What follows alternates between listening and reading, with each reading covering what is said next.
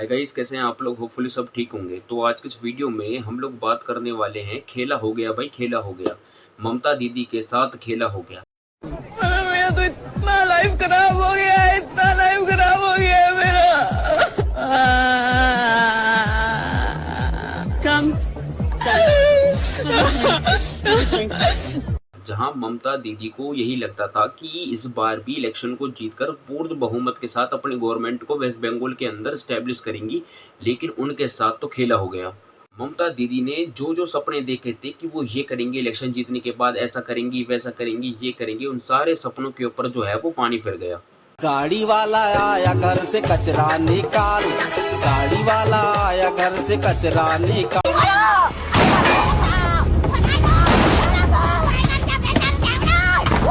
नमस्कार, जय हिंद, वंदे मातरम, खोदा हाफेज, जय जहर, इंशाल्लाह, जय बांग्ला, जय बांग्ला, जय बांग्ला।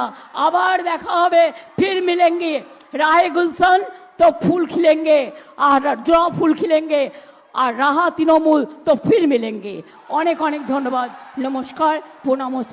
जहां पर ये बताया जा रहा था कि वेस्ट बंगाल के अंदर इस बार के इलेक्शन जो होंगे वो बहुत ही ज़्यादा कांटे की टक्कर हम लोगों को देखने को मिलेगी। दोनों ही बड़ी पॉलिटिकल पार्टीज, फिर वो चाहे टीएमसी हो और बीजेपी क्यों ना हो, दोनों के बीच में बहुत ज़्यादा कंपटीशन देखने को मिलेगा। और जो एग्जिट पोल भी शोकेस कर रहे थे, जो नंबर्स को वो प्रोवाइड करवा रहे थे एग्जिट पोल के जरिए, उनको देखकर भी यही लग रहा था कि दोनों पॉलिटिकल पार्टीज के बीच में कॉम्पिटिशन ज़्यादा देखने को मिलेगा इस बार। लेकिन जैसे ही रिजल्ट आता है तो ये कंपटीशन जो था उसका सी तक नहीं बचता है। सब चीजें जो हैं वो क्लियर हो जाती है। जहां पर बीजेपी ने 200 से ज्यादा सीट पर इलेक्शन जीतकर डबल सेंचुरी मारकर अपनी गवर्नमेंट को वेस्ट बंगाल के अंदर स्टैब्लिश कर दिया, सत्ता में आ गई। वहीं पर टीएमसी, ममता बनर्जी की टीएमसी जो है वो सिर्फ 80 सीट पर ही इलेक्शन जीत पाई, और वो इनकी हार जो इतिहास की सबसे बड़ी हार बन गई। और खुद ममता बनर्जी जो कि टीएमसी की लीडर है, वो जिस सीट पर इलेक्शन लड़ रही थी उस सीट को भी वो हार गई। अब देखो, ये इतना बड़ा बदलाव, ये इतना बड़ा परिवर्तन जो एक हुआ है, ये अचानक से नहीं हुआ है। ये बहुत सालों से जो है वो चला आ रहा था। जितने सालों से जो हिंदुओं के ऊपर अत्याचार हो रहे थे वेस्ट बंगाल के अंदर, जो उनके साथ प्रताड़ित उन्हें किया जा रहा था, उनकी बहन बेटियों का रेप किया जा रहा था, उनके घर को जलाया जाता था, हिंदुओं को जो है वो परेशान किया जाता था, उनको मारा जाता था, जो इतने सालों का गुस्सा था वो इस बार के इलेक्शन में जो है वो हिंदुओं ने निकाल दिया। और उन्होंने साबित कर दिया कि अब जो हिंदू है वो जाग चुका है, और इस बार वो टीएमसी को नहीं बल्कि बीजेपी को सपोर्ट करके अपना और अपने बच्चों के फ्यूचर के बारे में सोच रही है। जहां पर ना सिर्फ ममता बनर्जी को हराया ही, बल्कि इतनी बुरी तरीके से हराया कि उन्हें लात मारकर जो है वो वेस्ट बंगाल से बाहर निकाल दिया। सिर्फ 80 सीट पर ही ममता बनर्जी इलेक्शन को जीत पाती है।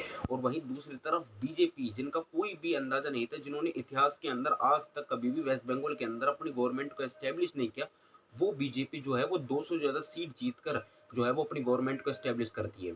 देखो, कल यानी कि 4 मई को 5 राज्यों के इलेक्शंस के जो है वो रिजल्ट हमें देखने को मिलते हैं, जिनमें 5 राज्यों में से 3 राज्यों के अंदर जो है वो बीजेपी अपनी सत्ता में आती है और अपनी गवर्नमेंट को एस्टेब्लिश करती है।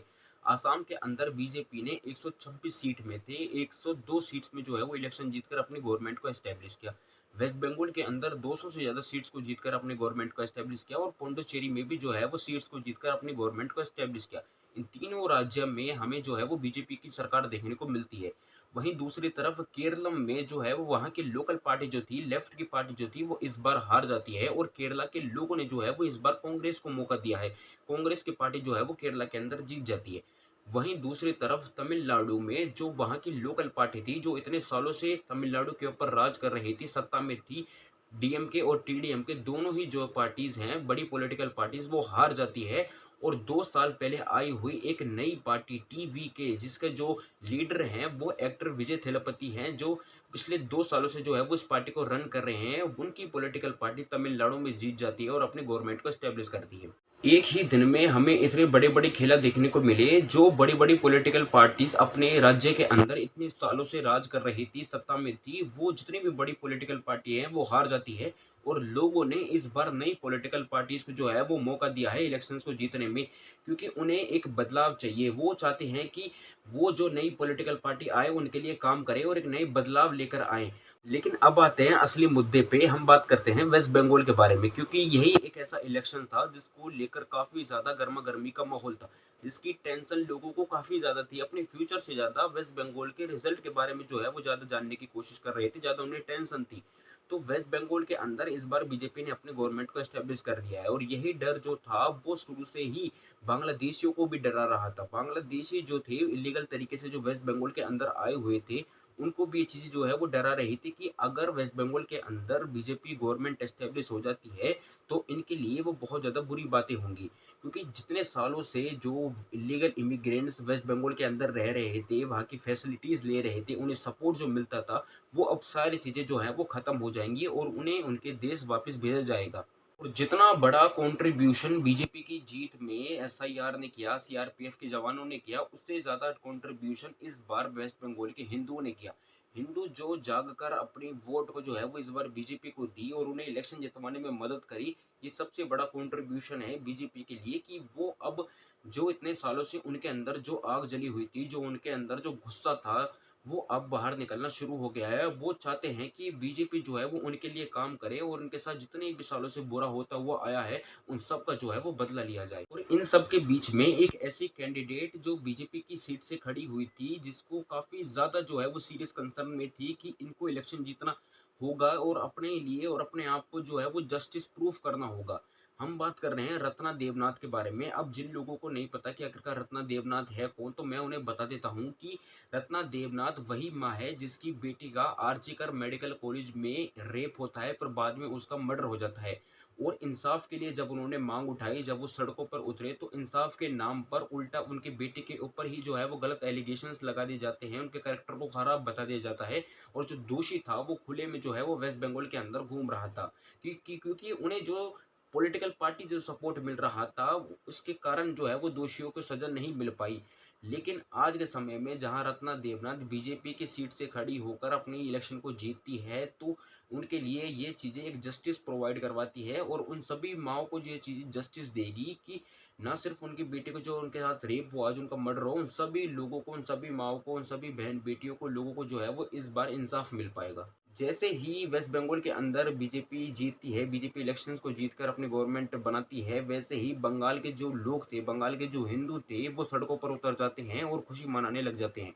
वो लोग जश्न मनाने लग जाते हैं। न जाने कितने सालों से उन्हें दबाया जा रहा था, आज वो खुले में जो आकर जो है वो खुली हवा में सांस ले रहे हैं और जश्न मना रहे हैं।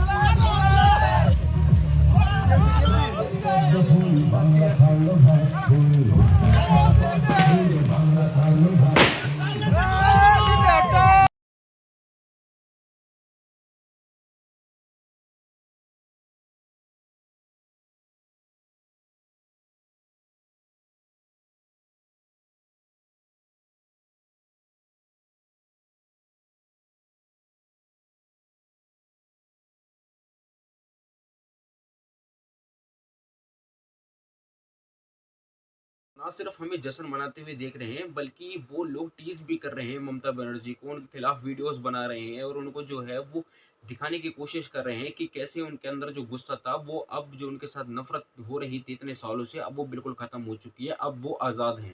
तो वीडियो को फिलहाल यहीं एंड करते हैं गाइज। होपफुली आपको वीडियो अच्छी लगी, और अच्छी लगी तो लाइक करें, चैनल को सब्सक्राइब करें, हाँ वीडियो को शेयर जरूर करें।